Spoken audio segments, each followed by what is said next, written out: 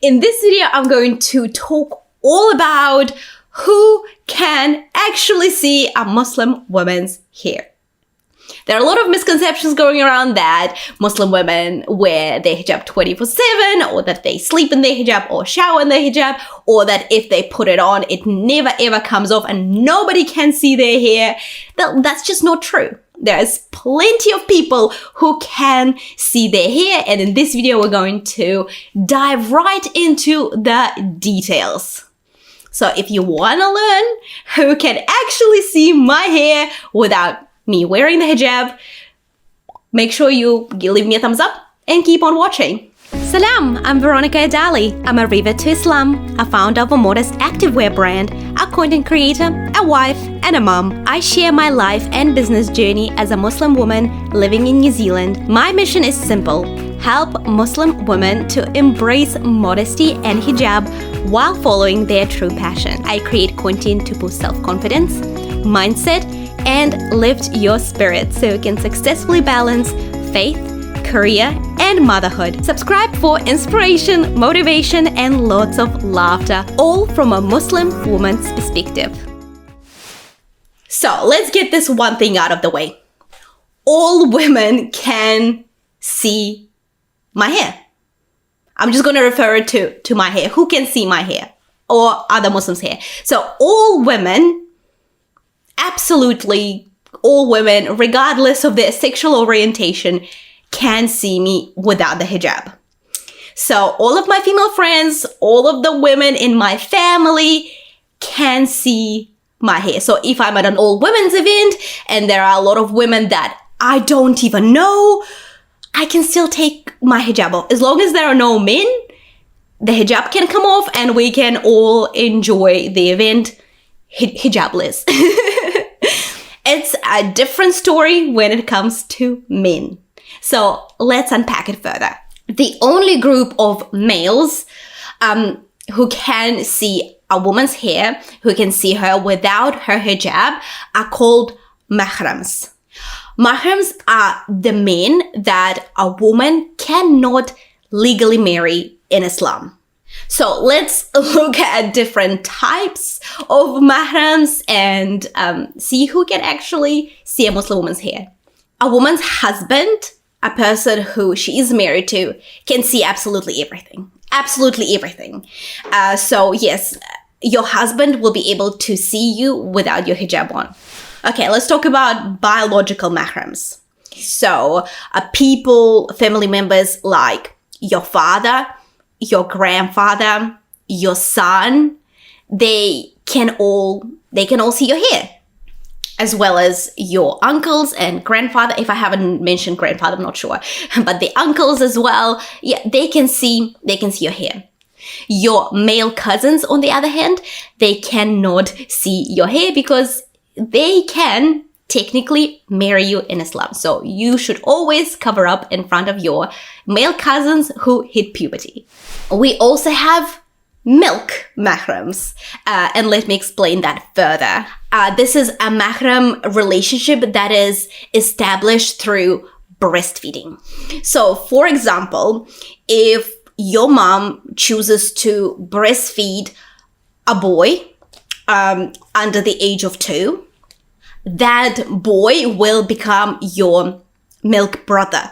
So through breastfeeding, he becomes your brother, he becomes your mahram, which means you cannot marry that boy. And that boy, when he grows up to be a man, he can see you without the hijab. So he becomes practically like your brother, and you will not be able to marry him if your mom breastfed him. So that's a milk mahram relationship, but that's how it works. Also, we have mahrams through marriage. For example, I got married into a beautiful Turkish family. My husband's Turkish. His father, my father-in-law, can't see me without the hijab. So he becomes my father-in-law and he becomes my mahram. So I can take my hijab off in front of my father-in-law, and I always do. So the same works for my husband. If my mom was a hijabi, then my husband can see my mom without without her hijab. So she becomes his mom, his mother-in-law through marriage. So my husband would become my mom's mahram. So that means she can remove her hijab in front of my husband. So that's how this relationship works. But it's important to remember that my brothers-in-law, my husband has 2 brothers, they are not my mahram. So I have to wear hijab in front of them all of the time. So that's just a little detail there. So I can also remove my hijab in front of non-mahram young boys. So once again, let's look at the all women's event gathering.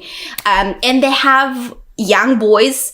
Like I personally have 2 sons and they are 11 months and 3 years old. So which means that women, hijabi women, if I brought them to the event, hijabi women would be able to remove their hijabs in front of them.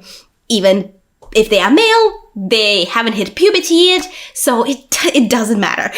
So once again, I can remove my hijab in front of non-mahram boys who haven't hit puberty. So there's just another loophole there.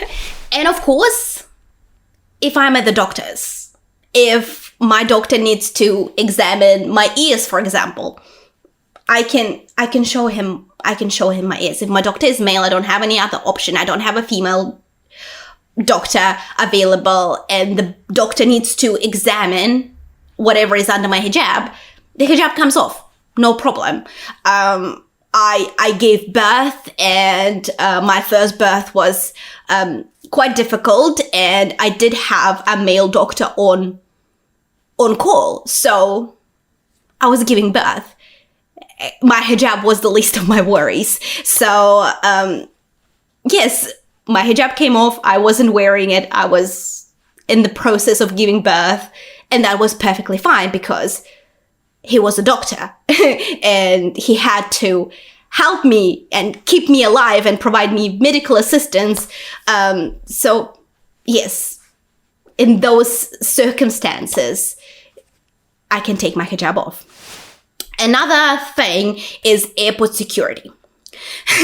Because in my case, I was asked to remove a hijab previously when I went through airport security. The only reason that happened, I was still new to wearing the hijab, and my passport had a picture of me without the hijab. And I was in the Cook Islands, which is like, it's a small island.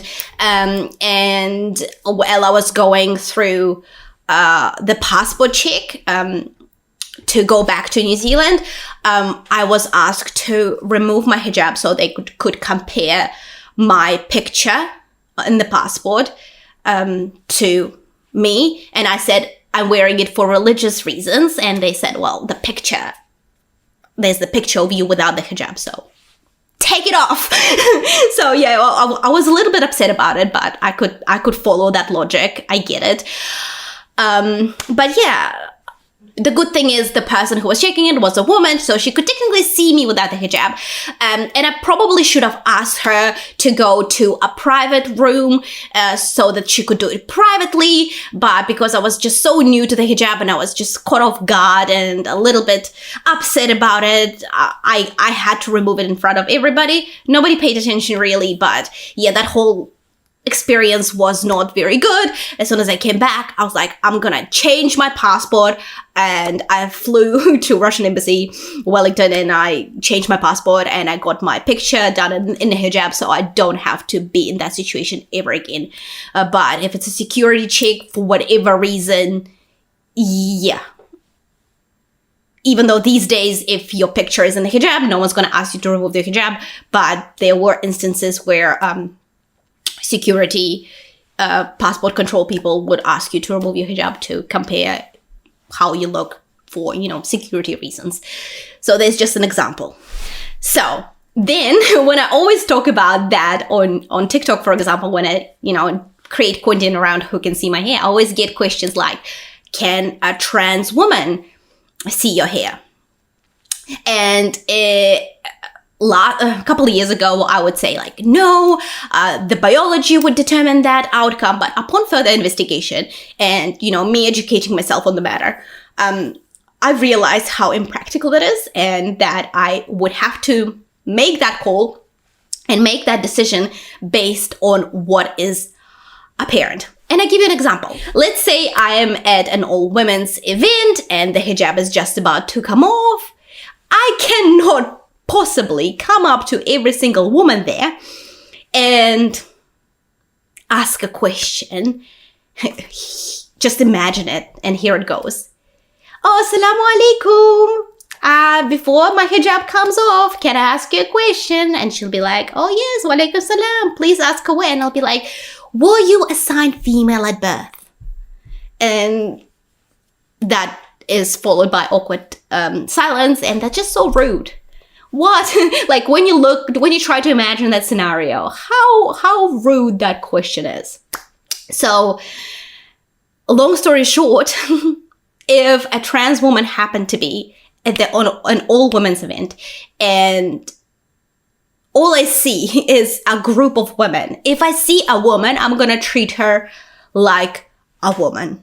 I would not be investigating whether she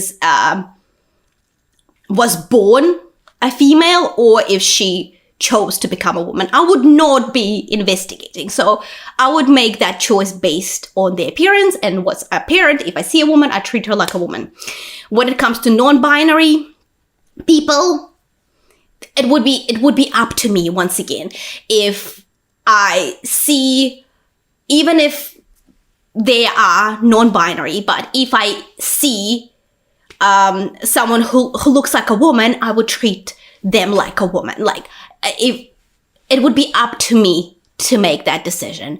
Once again, I would not be going around the room and asking people about their gender identity. It's just impractical and it's rude.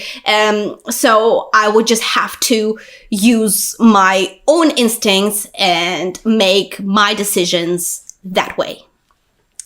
And when it comes to trans men, even though he was assigned female at birth, but then later down the line chose to become a man, if I see a man, I'm gonna treat him like a man, even if biologically he was assigned female at birth. So it all comes down to, it's not black and white. It's just a matter of assessing the situation and making the decision that is right for you.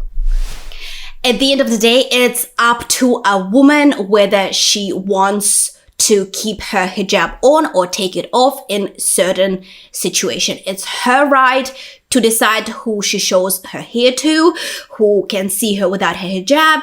It all comes down to just her wishes and her opinions. Look, it's not black and white. So every woman will have different preferences and she has the right to choose who she can show her hair to. So there are women out there who will not be comfortable removing their hijab in front of women they don't know. They only feel comfortable to remove it in front of very close friends and family members. And that's fine. That's their right. That's their choice. So I've already established that every woman can see my hair. Females can see my hair. Women can see my hair. That's why I do get haircuts. I get my hair done and I get my hair cut. And it's actually not that hard. A lot of people on social media get confused. I get a lot of questions like, you're wearing the hijab. Are you bald? Do you have hair? Do you get a haircut? How do you get your haircut? You can't go to public hair salons. And there are many, many different ways around that. My mom is really good at cutting my hair. So she cuts my hair. And sometimes I go to a female hairdresser. She puts up a room divider at the back of her hair salon. Sometimes she makes sure there is nobody around in the salon. But even if there is a giant room divider that gives me all the privacy I need to remove my hijab, and she can go ahead and cut my hair. And once she's done, I put the hijab back on.